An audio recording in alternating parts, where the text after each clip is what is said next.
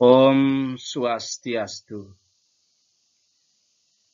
Selamat berjumpa kembali bersama saya, Inyoman Putu Sutirta.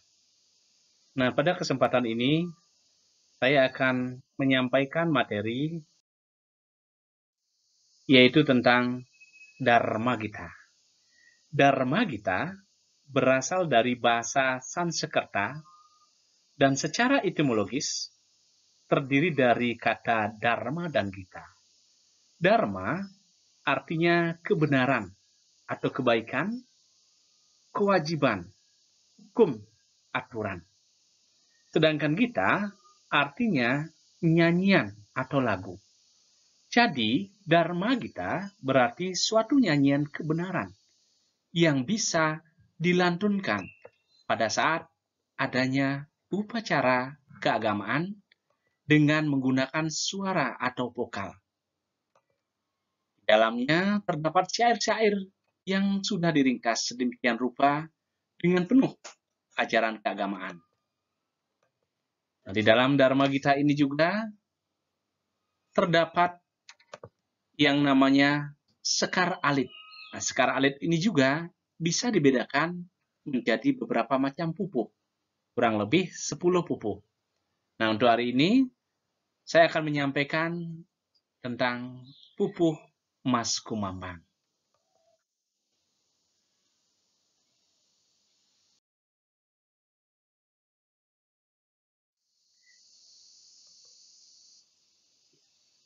Pupuh Mas Kumambang, ya, kalau kita uraikan ya secara rinci tentang Mas Kumambang, ada beberapa hal yang perlu saya sampaikan.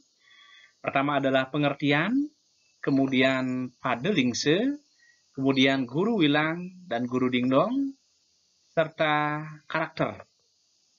Dan yang terakhir adalah praktek. Bagaimana kita mempraktekkan untuk membawakan pupuh Mas Kumambang ini. Sekarang mari kita simak satu persatu dari pengertian pupuh itu sendiri. Nah, pupuh itu sama dengan lagu, ya, atau tembang yang dikategorikan di dalam sekar alit. Nah, di sini dimaksudkan adalah pupuh Mas Kumambang itu sendiri, yaitu sebuah lagu atau tembang yang ada di dalam kekuritan atau disebut juga sekar alit. Nah, selanjutnya di dalam pupuh itu juga ada yang disebut dengan padelingse. Terdiri dari dua kata ya, pade. Pade itu artinya banyaknya bait dalam satu pupuh. Sedangkan lingse itu artinya banyaknya baris dalam satu bait. Nah, jadi pada lingse di dalam pupuh Mas Kumambang ya, yaitu sebanyak satu pade dan 5 lingse. Atau bisa dikatakan dalam satu pade itu artinya satu bait. Ya, satu bait terdiri dari 5 baris. Nah, itu merupakan sebuah ugar-ugar di dalam penulisan pupuh Mas Kumambang yang ada pada lingsenya.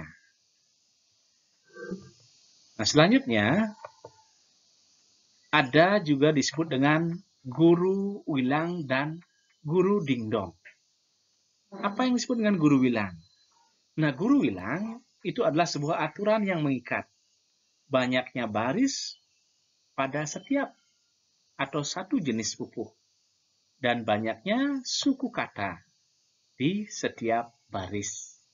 Nah, seperti di sini guru Wilang daripada pupuh Mas Kumambang, ya. Yang baris pertama itu ada 4 suku kata, yang kedua 8 suku kata, kemudian yang ketiga 6 suku kata, yang keempat 8 suku kata, dan kelima 8 suku kata.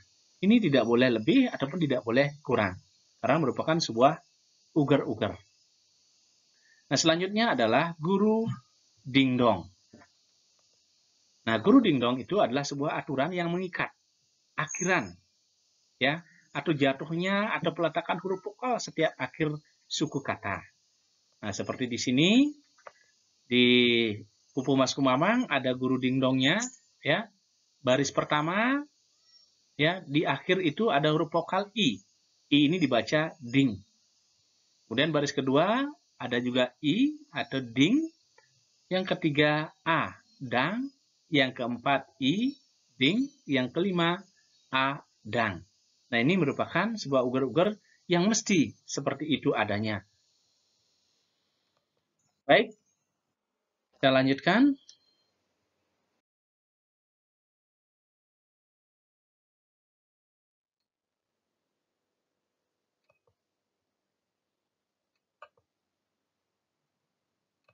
Nah, di dalam pupuh Mas Kumbang juga kita harus mengetahui karakter atau watak dari pupuh itu sendiri. Dengan mengetahui karakternya, nanti pada saat kita akan menembangkan atau melakukan, ya, tentu kita akan bisa memahaminya, memaknainya. Nah, karakter daripada atau watak pupuh Mas Kumamang itu menggambarkan rasa sedih, ya, atau kesedihan dengan rasa sakit hati. Nah, bagaimana penembangnya bisa memahami hal ini? Nah, kalau kita tahu sudah karakternya seperti ini, berarti pada saat kita melantunkan pupuh itu, ya, supaya menggambarkan rasa hati yang sedih. Nah, ini ada merupakan contoh prakteknya, ya, di dalam sebuah megeguritan. Nah, kemudian di praktek ini, kita bisa bedakan menjadi dua, yaitu dengan cara periring, memering-ringkan, ya, kemudian yang kedua nembang. Nah, periring ini adalah ketika itu kemampuan kita, ya, belum sebegitu mampu, ya. Berarti kita baru memulai mengawali dengan menggunakan periring. Dengan kalau sudah mampu, ya, nah kita lanjutkan ke nembang.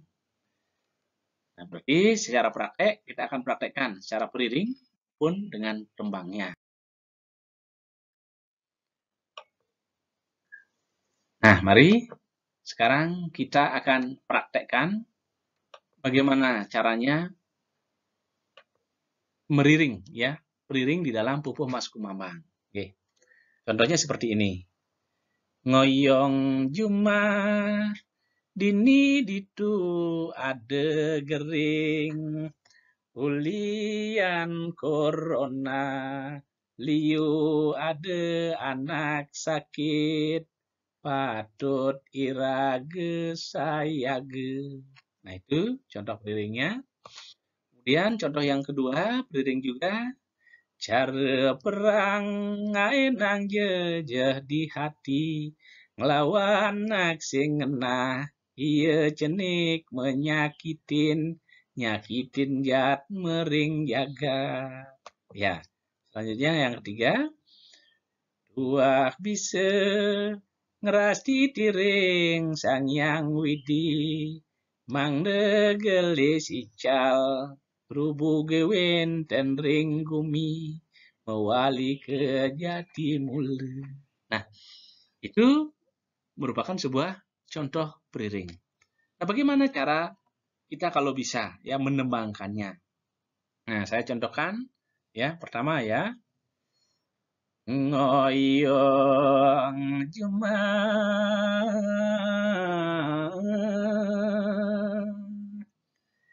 dini ditu ada garing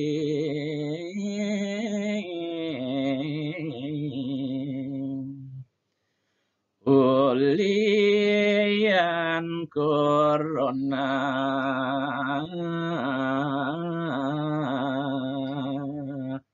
liu ada anak sakit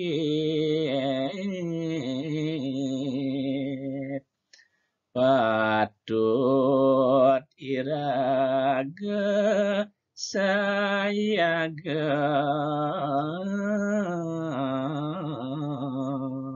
Nah, itu sebuah contoh ya.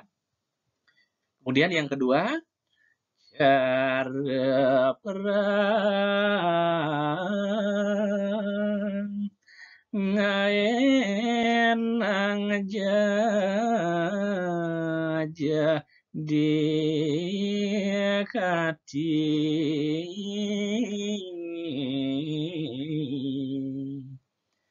ngelawan naksing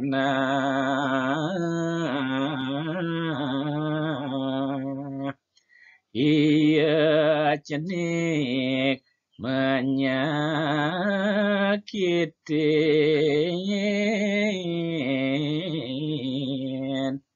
nyakitin jat mering jaga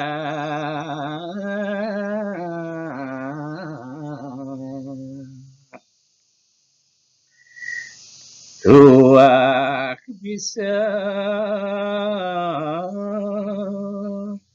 ngerasti tereng sangyang widi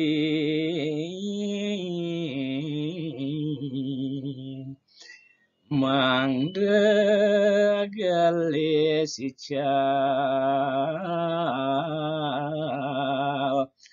rubuh gewenten ring gumi mawali ke yatimula.